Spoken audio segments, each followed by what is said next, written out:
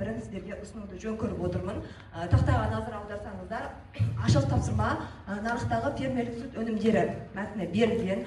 Бұл мәтінге жалпы сүттің құрамы, оның адам денсаулығына пайдасы, сүттің құрамындағы Д, B12, калий, кальций, белок, нәруыздары бар екендігі, ол сүттің құрамындағы бұл витаминдер ағзадағы сүйекті қатайтатындығы және адам денсаулығын әртүрлі дәрумендермен қамтамасыз ететіндігі жайлы қысқаша айтылған.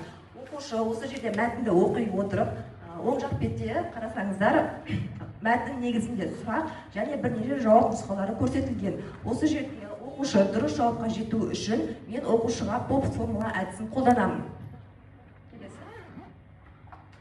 Попс формула әдісі бұл 4 кезеңнен тұратын формула негізінен. Бірінші кезең бұл ұстаным позиция кезеңі, яғни оқушы жаңаға берілген мәтінді оқи отырады да, оның ішінен өз пікірін айтады. Яғни бұл жерде қолданылатын сөз тіркестеріне менің ойымша бұл мәселеде басты назарды алу қажет. Мен бұл мәселемен келісемін, келіспеймін деген сияқты өз ұстанымын ұсына алады. Келесі объяснение, яғни негіздеу өз ұстанымын түсіндіру кезеңі. Бұл жерде жауап бос сөз болуға болмайды, негізді түрде болу қажет. Бұл блокта басты сұрақ, сіз неге бұлай ойлайсыз деген сұраққа оқушы өйткені солай болғандықтан деген сияқты сөздермен бастауы қажет. Келесі пример, яғни мысалдар. Бұл жерде оқушы өз сөздерін түсіндіру үшін нақты факті келтіру керек, және ол үшеуден кем емес болу қажет.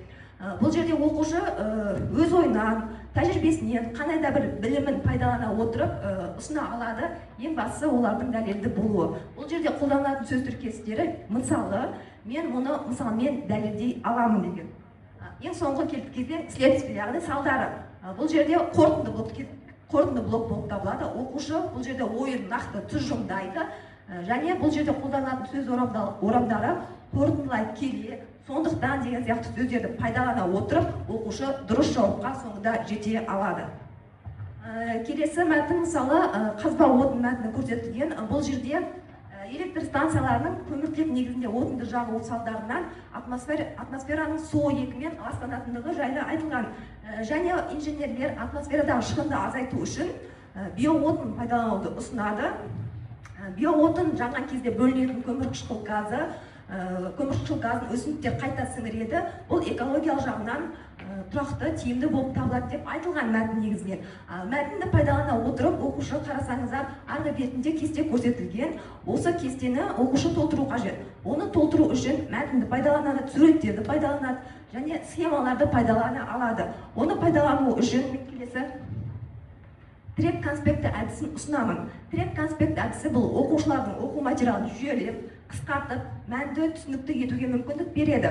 Яғни трек конспектісін жасаудың үлгісі 5 кезеңнен тұрады. Яғни ең алдымен оқушы мәтінді, схеманы, суреттерді оқып алады, танысып алады жалпылама. Одан кейін негізгі мәселені анықтап, қысқаша конспект, яғни жазба жасайды. Трек сигналдарды таңдайды. Сөз болуы мүмкін, ол белгі, кесте, сурет таңдап алады да, келесі ақпараттық сызып алып, немесе түрлі штрих арқылы көрсетіп шығады. Соңында талапқа сай трек конспектісі ұсынылып, рәсімделіп жасалады. Бұл әдістің жалпы негізгі мақсаты оқушылардың есте сақтауына, кез келген мәтінді жүйелеп талдау жүргізуіне мүмкіндік береді. Жалпы қорытындылай келе, креативті ойлау бұл қазіргі білім берудің басты бағыты болып табылады. Бұл жерде мен 3-ке бөліп қарастырдым. Мысалы, бірінші үйрену кезеңі.